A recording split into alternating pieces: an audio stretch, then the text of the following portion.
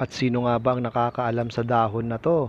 Maraming salamat nga pala sa kapatid ni Ate Marlene, galing pa yang Cagayan. At binigyan tayo kaya biglaan tayong magluluto nito dahil na-miss ko na nga rin ang ganitong gulay na papait. Ay syempre, sinamahan ko rin yan ng pritong tinapa. Ayan po ang partner niyan sa amin. At habang nagpiprito tayo ng tinapa ay nanghingi na rin ako ng mangga kay Ate Marlene. Kaya eto, para tayong pusa na naglalakad sa bubong.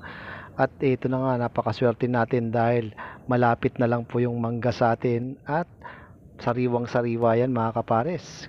At dahil simpleng tanghalian tayo mga kapares, ay simulan na natin ang pagluluto ng ating papait. Napakadali lang naman yan, ay naggisa lang tayo dyan ng sibuyas at halu-haluin lang po natin yan. At pagkatapos pwede na tayong maglagay ng ating kamatis para palalambutin natin yan. At ikiwar-kiwar lang nating maigi mga kapares. At kapag nalunong na yung kamatis mga kapares ay pwede na nating ilagay yung pinirsay-pirsay natin na tinapa. At ikiwar-kiwar lang ulit natin yan at maglalagay tayo ng danom para may konting sabaw. At pagkatapos nagburok-burok na nga siya mga kapares ay ilalagay na natin yung ating bugoong at maglalagay din tayo ng konting bitchin.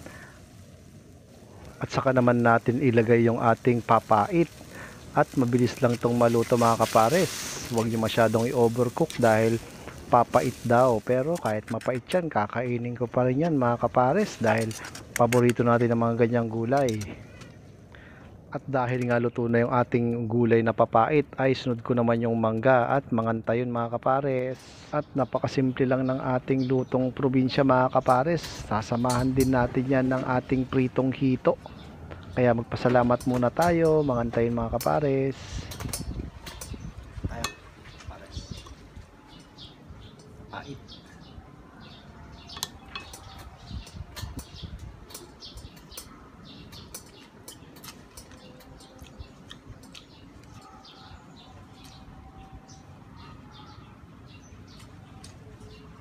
Diretso.